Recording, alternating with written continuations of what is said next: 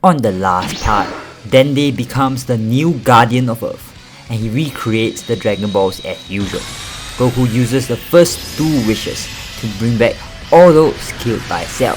The third wish was then used to bring Cell back to Earth because the Z Fighters had not been able to find or locate Cell for almost a month now, and it was better to get rid of him as soon as possible.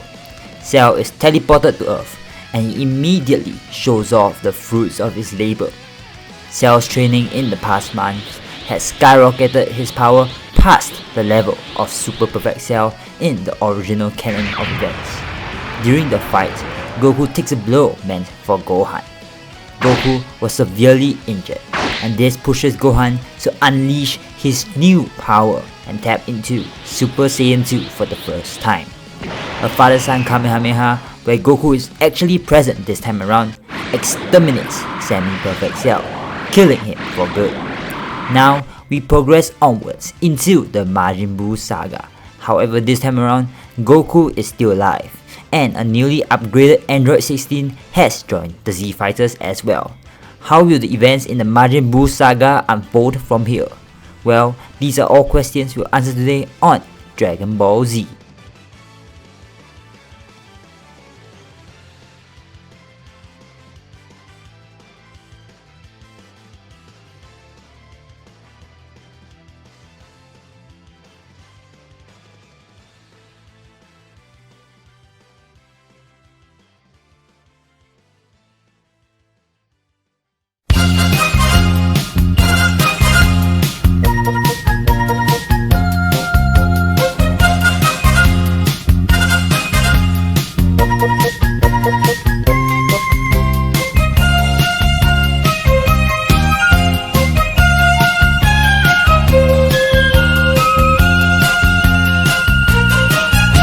Most of the start of the Buu saga proceeds normally, with Gohan's Great Saiyaman activities being discovered by Videl, and then him being blackmailed into teaching her how to fly and signing up for the 25th Tenkaichi Budokai.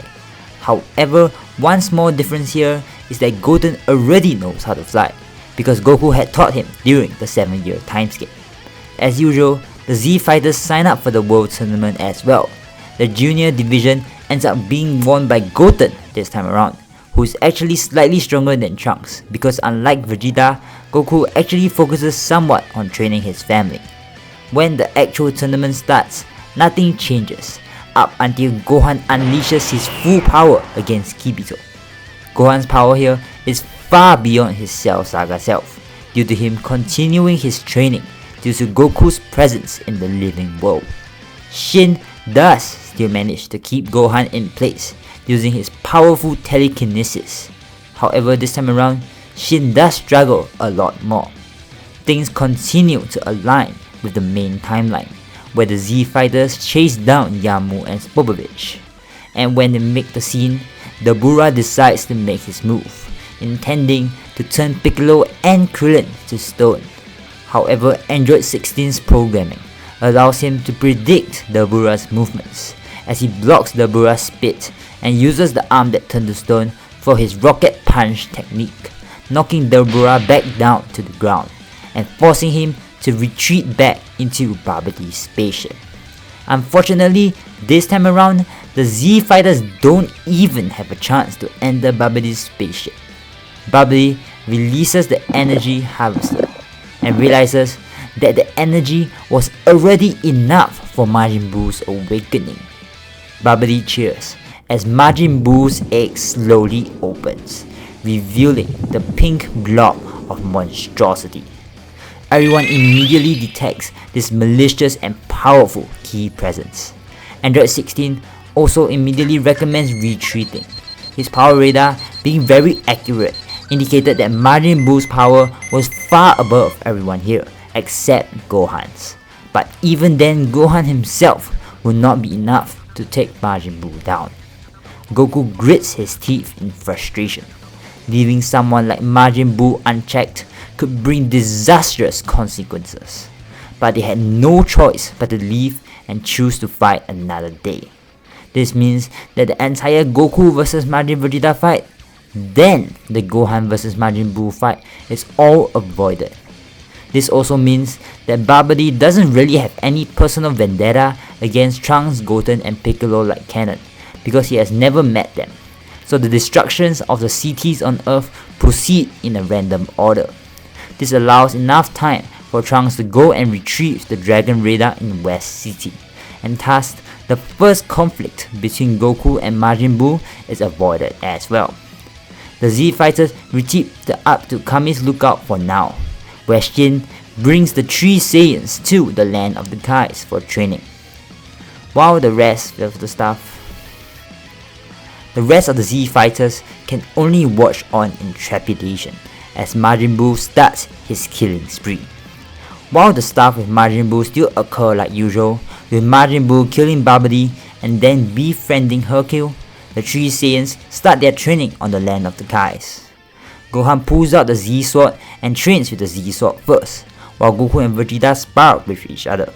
Keep in mind here that Goku has no knowledge of the Metamoran fusion dance, so unfortunately there will be no Gotenks fusion here in the Majin Buu saga. Gohan here isn't rusty whatsoever, so he masters the Z Sword in just 3 hours. Goku and Vegeta then take their turns with the Z Sword as well. Though both of them immediately recognize the effectiveness of such training due to just the sheer weight of the Z Sword, they are pretty skeptical about the usage of the Z Sword in actual combat. This is when Goku suggests testing the Z Sword out, and as Vegeta throws a block of Kachin towards Goku, Goku ends up breaking the Z Sword and setting the Okai free. As usual, the Okai performs the Power Awakening ritual on Gohan.